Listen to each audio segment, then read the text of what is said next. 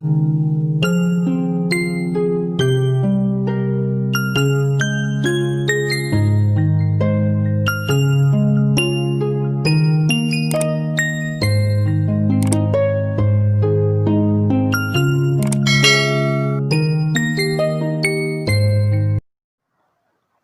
वालेकुम dear friends, उम्मीद करती हूँ आप सब खैरियत से होंगे। अल्लाह का शुक्र है मैं भी ठीक ठाक हूँ।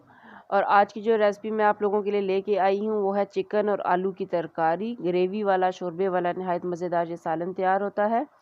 और ये रेसिपी बनाने के लिए आपको वीडियो लास्ट तक देखनी पड़ेगी। और इसके अलावा चैनल को सब्सक्राइब करके बेल का बटन दबाना ना भूलिएगा। और उम्मीद करती हूँ कि आपको मेरी ये आज की रेसिपी बहुत पसंद आएगी। चलते हैं अपनी रेसिपी की तरफ, स्टार्ट करते हैं उसके बाद कुकिंग। इसके लिए मैं जो इंग्रेडिएंट्स ले रही हूँ वो कुछ यूँ है कि चिकन मैंने ले लिया है तकरीबन 1 किलो, आप ज़्यादा भी ले सकते हैं। और इसके अलावा मैंने टमाटर और प्याज दोनों को मैंने काट के, मोटा मोटा काट के, ग्राइंड करके उसका पेस्ट बना लिया है। आधा किलो मैंने आलू ले लिए हैं और तकरीबन 1 आलू के 2 पीसीस किए हैं। और दही मैंने ले लिया है 1 कप। मसाले में मैं ले रही हूँ 1 चम्मच नमक, 1.5 चम्मच लाल मिर्च, 1 चम्मच हल्दी, गरम मसाला, उसमें सब्ज़ इलायची, मोटी इलायची, दारचीनी, लौंग, ज़ीरा, काली मिर्च थोड़ी बहुत। और इसके अलावा दो चम्मच मैं ले रही हूँ लहसुन अदरक का पेस्ट, और 2 से 3 कड़ी पत्ता मैंने कूट लिए हैं। और हरी मिर्चें मैंने काट ली हैं 3 से 4 अदद। और खुश्क धनिया मैंने पीस लिया है 2 चम्मच। अदरक के कुछ स्लाइसेस ले रही हूँ। और ये थे हमारे मसाला जात। और हांडी में मैंने 1 कप ऑयल डाल लिया है। अब इसको मैं गरम होने दूंगी। गरम होने के बाद ऑयल चूँकि गरम हो गया तो अब मैं इसमें पहले 1 चम्मच पेस्ट डालूंगी टमाटर और प्याज का, क्योंकि ये था कि ऑयल अगर ज़्यादा गर्म हो भी गया तो उसका कोई भी स्प्लैश जो है बस मेरी बचत हो जाए, तो इसलिए मैंने यहाँ पे चम्मच से डाला है। लेकिन ये कि इतना शोर शराबा नहीं हुआ, तो अब मैं इसमें बाकी भी जो है ना पेस्ट डाल दूँगी। इसमें मोस्टली ये कि अगर आप ऑयल गर्म हो ना तो फिर वो ज़्यादा जल्दी फ्राइंग हो जाती है टमाटर और प्याज की। और ग्रेवी वाले सालन में मेरी कोशिश होती है कि मैं इसका पेस्ट ही यूज़ करूं। या तो आप फ्राई करके पेस्ट बना सकते हैं, लेकिन मैंने यहाँ पे डायरेक्ट पेस्ट बना लिया था। तो बस इसको जो है मैं अच्छी तरह से फ्राई होने तक इसको छोड़ दूँगी कि टमाटर और प्याज का सारा पानी खुश्क हो जाए और तेल अलहदा हो जाए।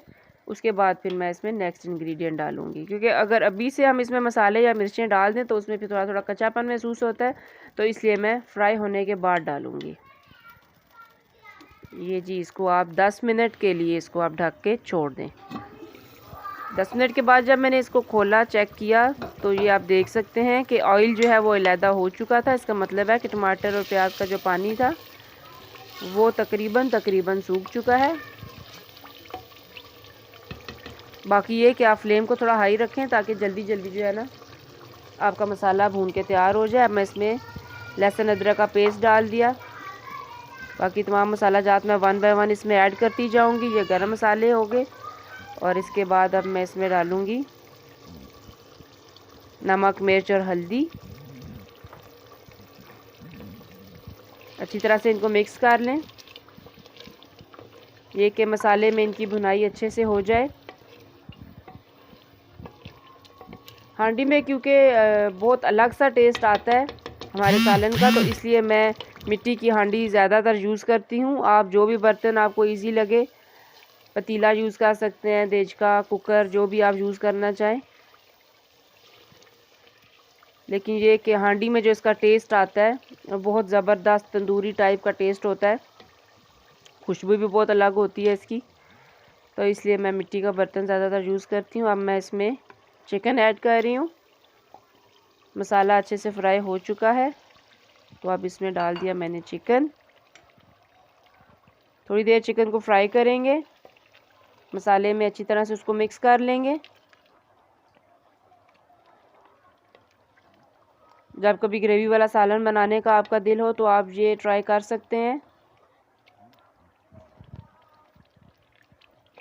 बहुत टेस्टी बनता है ये कि फ्राइंग जितनी अच्छी आप करेंगे उतना अच्छा टेस्ट आएगा, उतना अच्छा कलर आएगा। ये आप देख सकते हैं मैंने तमाम बोटियों को अच्छी तरह से मिक्स कर दिया हांडी में। बस इनका कलर चेंज हो जाए तो इसका मतलब है ये किसी हद तक फ्राई हो चुकी हैं। ये आप देख सकते हैं फ्लेम मैंने क्योंकि हाई रखा हुआ है तो इसलिए इसका ऑयल जो है काफ़ी जल्दी अलहदा हो गया।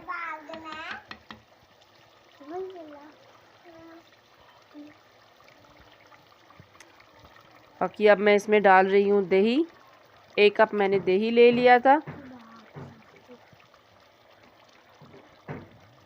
टमाटर प्याज की रेशो मैं आपको बताती चलूँ, मैंने 2 अदद लिए थे प्याज बड़े साइज़ के और टमाटर 3 से 4 और मैंने उनका पेस्ट बना लिया था।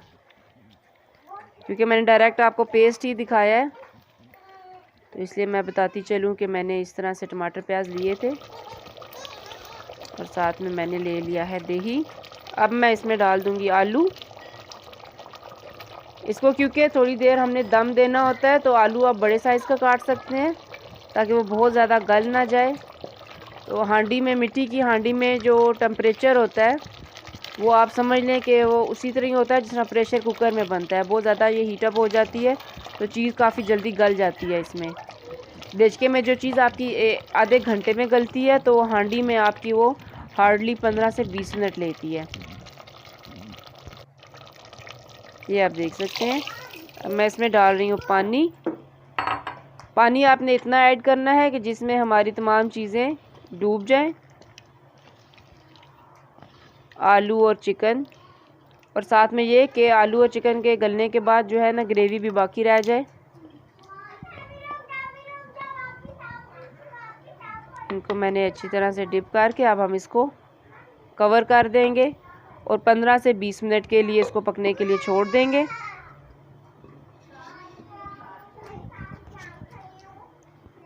आप देख सकते हैं 15 मिनट के बाद जब मैंने ढक्कन उठाया तो ये देख सकते हैं आप काफ़ी ज़्यादा इसमें जोश आ रहा है। तो आप साथ में चेक कर सकते हैं कि आलू किस हद तक गल चुका है। एक दफ़ा दोबारा से उनको अच्छी तरह से हिला दें।